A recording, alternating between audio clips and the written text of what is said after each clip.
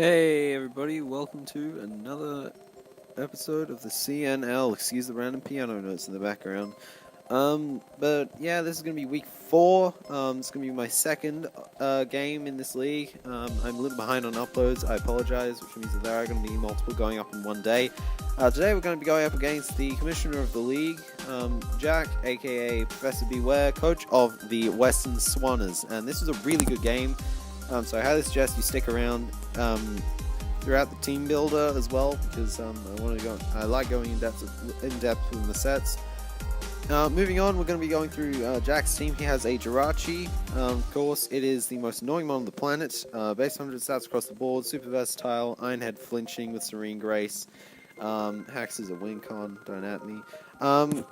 Yeah, Hydreigon, Choice Scarfer can be a specs user, gets really good coverage, based on 98 speed, so it can't have speed based on hundreds, but it's still really good. It's still a really nice mon. Dark and Dragon type, of course. Chandelure, not entirely surprised that this is a Z captain. Chandelure is a very nice Z move user in my opinion. Fire and Ghost type, it can be Trick Room, you can be Trick Room, it can be a Scarf variant, it can be Specs, it can be just flat out Calm Mind, it can be Calm Mind with Flame Charge, yeah.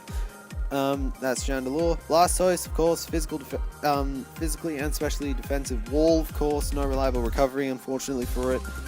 Rapid Spin as well, gets access to a couple of other stuff. Scald, of course, Mirror Code as well. Torkoal, it's a sun setting mon, but I don't think he has any sun abusers aside from maybe powering up Chandelure. But yeah, Torkoal sets the sun. It can spin as well. It can also set rocks. We have Dog Trio as well. This is non-arena trap Dog Trio, which means that it's not that great in my opinion. But you know, it's still usable. Base 120 speed, base 100 physical attack. Stab Earthquake as well. That's good. Mega Pincer, quad weak to rocks, but still super duper scary. You know, stab, aerialate, boosted normal type attacks.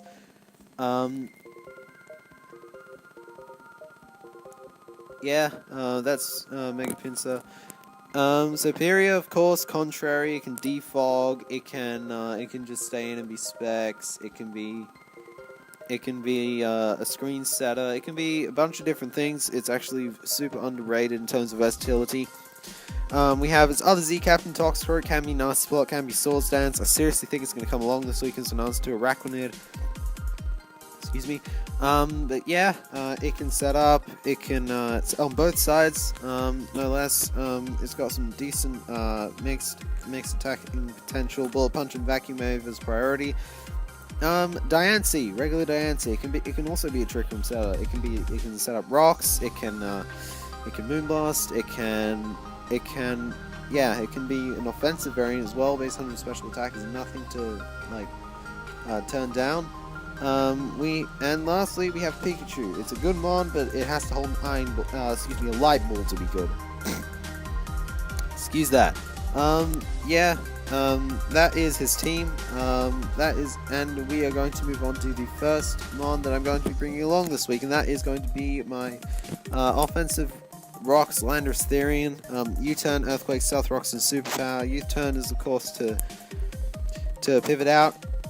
Has Earthquake as well because his team doesn't have too many switch-ins to Earthquake. The only thing I really can see is the Hydreigon that switches in very well. Blastoise works, but it has to fear a Z Fly. This is my Z Captain after all. Rocks, U-turn. I have Superpower as well on it. I believe it is also for Hydreigon. I'm not entirely sure what I put Superpower in this for, but yeah, it's that's gonna be the Landorus set. I think rocks are really, really good against him. Gives him a lot of, it chips him down quite a lot. It breaks Dougie's Sash if he is a Sash variant. Next up is going to be a Mystic Water Arachnid with Hidden Power Psychic, because I know that Toxicroak is going to come along as an answer for this. So, Liquidation, Sticky Web, HP Psychic, and Leech Life. Sticky Web basically enables me to outspeed a lot of his team. The only thing that really doesn't do well against webs is Superior. I don't have a spin blocker on my team, unfortunately, so I can't stop Blastoise from removing hazards, but yeah. That's Arachnid. A Hidden Power Psychic with 40 special attack EVs does 2 hit KO, Toxicroak, guaranteed to KO all variants of Toxicroak. So if Toxicroak wants to come along as a switch into this, then it will get bobbed by Hidden Power Psychic. Leech Life, of course, is for the recovery. Liquidation, his team just doesn't do that great against. There are only a couple of resists in his Blastoise and his Hydreigon. Those are the only 2 resists I see, I guess. And yeah, the only other one's Toxicroak, which can come as a Dry Skin variant.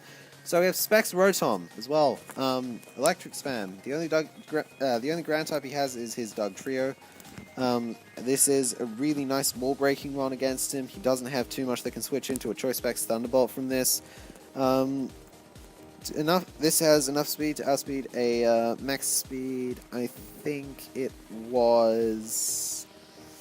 I'm not sure what it was. It can't have been Toxicroak because their speed tiers are way too far apart. No, not too far apart. They're way too close together. Excuse me. But yeah, Hidden Power Ice for Dougie as well. If I want to catch it on a switch, Defog is just to get rid of rocks because rocks kind of hurt this. Rocks hurt my Arachnid. Rocks hurt the next one that I'm bringing as well. Assault Vested Incineroar with Defense and Speed F investments to the point where they are even. Knock off Drain Punch, U-Turn, and Fire Punch. Fire Punch, I don't want to be taking any more passive damage, which is why I don't have Flare Blitz on this. Knockoff is, of course, to get rid of items. Drain Punch, U-Turn, they hit his team pretty nicely. I could have run more steel coverage on this team for the Diancie, honestly. Excuse me, but yeah, that's the Incineroar set. It serves as a nice wall to the Superior if it does want to come. If the Superior comes along, yeah, that's going to be it. We have a Shukaberry Fizdef Metagross. This will be able to come in on the Dougie, set up rocks guaranteed. 2 Bullet Punches, I believe. No, 3 Bullet Punches will be able to kill it. Zen Headbutt into Bullet Punch will kill it. Toxic, of course, is to just put a timer on his walls. Bullet Punch and Zen Headbutt. This thing does get walled by Jirachi, which, you know, I have to kind of pay attention to. Yeah, that's going to be Metagross. I think rocks match up pretty well for me. But yeah, the last one is going to be my Choice Scarf Haxorus with Earthquake, Rock Slide, Outrage, Iron Tail. Iron Tail, the only other steel coverage that I have on this team for the regular Diancie.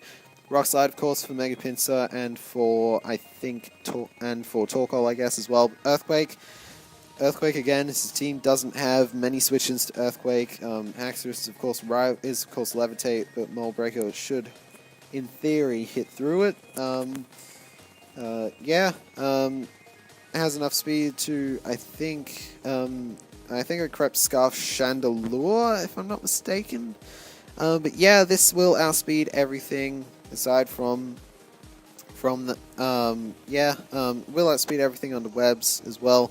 Yeah, that's going to be the team builder element of this video, and I'll come back to you guys with the battle. Okay, so we are here for the game. This is going to be the 4th game that or the 2nd game I play in my CNL career. Excuse the fact that the logo is not there. I'll probably put it there by the end of next week. So, moving on, we have got the team. Jirachi, Hydreigon, Blastoise, no Superior, and no Toxicroak, which means that liquidation spam against this team is super free once the Blastoise dies.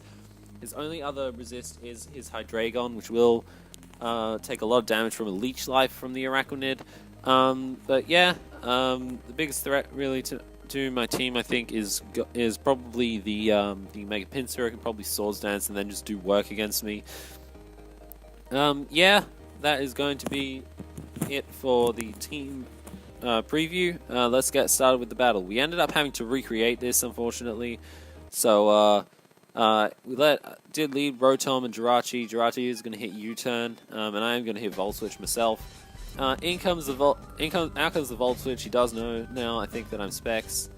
Now, in the original battle, he actually missed a Focus Blast, and I hit U-turn on the Hydreigon, which could have made the game a little easier, but yeah, I'm not sure. Like there were like too much variables.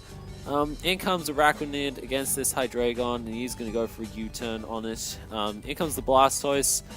I'm going to go into my Rotom Fan. He is going to hit Scald, and I think that's... no. He goes into his bullies, the Dougie, and that is going to... and I do switch into my Lando, getting intimidated off as he does set up the rocks. So here I do make a really big misplay. I knew that Final Gambit was coming, and I basically let my Landorus get weakened for absolutely no reason. In hindsight, I absolutely should have gone into something like my Incineroar to get the Final Gambit, to get weakened by Final Gambit. So Landorus is going to take 70% from this. I do attempt to U-turn. I should have hit rocks, but I didn't. I'm going to go into my Incineroar predicting an Ice Punch. He does go for the Ice Punch, and he gets a freeze on this Incineroar. Now, this was actually pretty vital because this Incineroar was basically one of my better ways to damage the Jirachi, so I do have to stay in and hit Fire Punch in a hope that I Thor. He does go into his Blastoise, and I am frozen solid, so I basically now am forced into my Araquanid. He is going to go for a Scald. I do take minimal damage, can't get burned due to Water Bubbles, does go for another Scald, gets a crit this time, and I am going to go for my Webs here, so he's just going to Rapid Spin. And I do take the opportunity actually to get some health back. And this only does about 20%. Araquanid isn't that weak without the, whatchamacallit, Water Bubble Stab. I am just going to sack off my Solvest and Incineroar. Crit did not matter. I was sacking this thing off anyway. I do decide to switch into my Rotom Fan. So he's going to go into his On the Heads, the Hydreigon. I do go for a Thunderbolt. And because this is Choice Specs, I actually end up getting a Paralysis. And this is really, really big.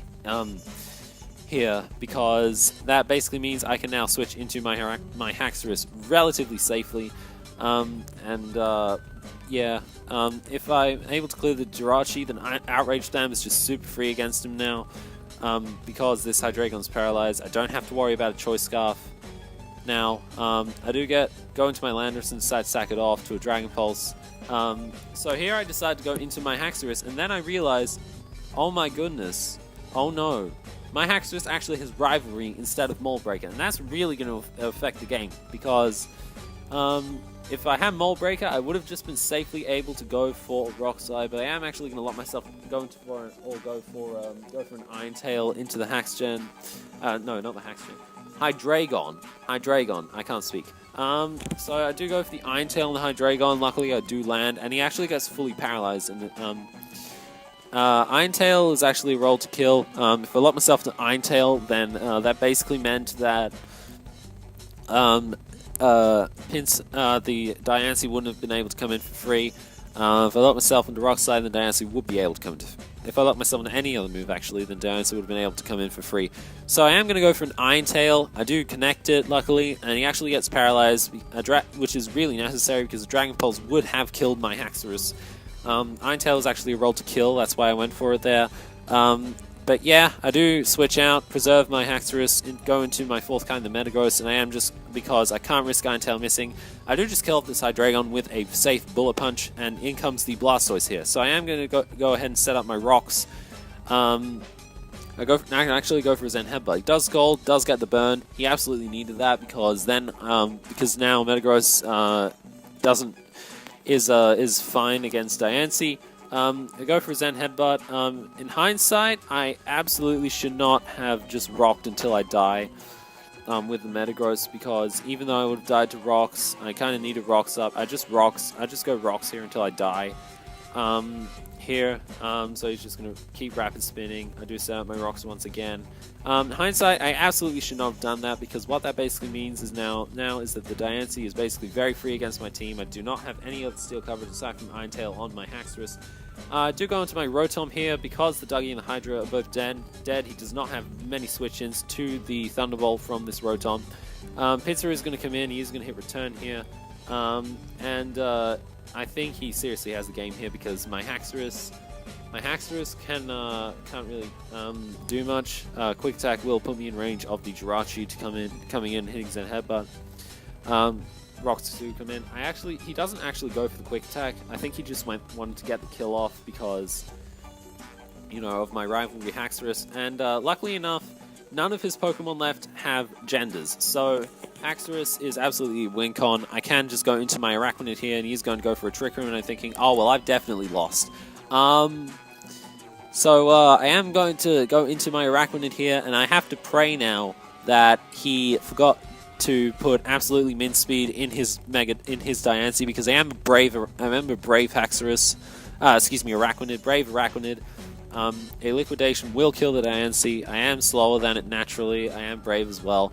And luckily enough, he did not put any speed EVs in his Diancie. Excuse me, he did not take all the speed EVs out of his Diancie, because if he did, he would have undersped me, he would have killed this, and then he would kill the Haxorus with the Moonblast, and he would have won the game. So, Liquidation is going to come off, I am going to Liquidation again here into the Jirachi. I seriously think he does have the game here, though, because he will be able to just Iron Head me and flinch me out to death. He probably could have gone for the Ice Punch, and that might have killed. I'm not sure. I'll have to do double check the calc. I do go into my Haxorus, and I have to pray now that I don't get flinched by Iron Head. If I don't get flinched by Iron Head, then I do win the game. I'm very happy with this game. It was super close. It was a great game against him. I'd be more than happy even if I did end up losing the game. So I do go into my Haxorus. He does go for an Iron Head, and Haxorus is well trained, so he does not get the flinch. Jirachi eats its Sugar Berry, but it still dies to an Earthquake, and we are going to win the battle in a very, very tight 1-0 victory. That was a super close game. It had me on the edge of my seat the entire time. Great game to ProfessorBewear. I will, of course, link his stuff in the description. So yeah, basically, Misgen Haxorus getting 2 kills. 2 kills? 3 kills? No, 2 kills. Yeah, so Misgen Haxorus getting 2 kills, which is kind of funny. But yeah, I kind of misplayed a little bit, like a lot. I mean, around letting my Metagross die. I should not have done that, because Bullet Punch Pressure would have been able to do a number to the Diancie. The freeze kind of mattered on Cineroar, because it basically stopped me from being able to 1v1 the Jirachi. But yeah, that's going to be the game. Thank you for watching. I guess leave a like and comment if you want to. But yeah, I will, of course, link ProfessorBewear in the description. Yeah, that's going to be it. Thank you for watching. I'll see you next week when I do this again. Bye.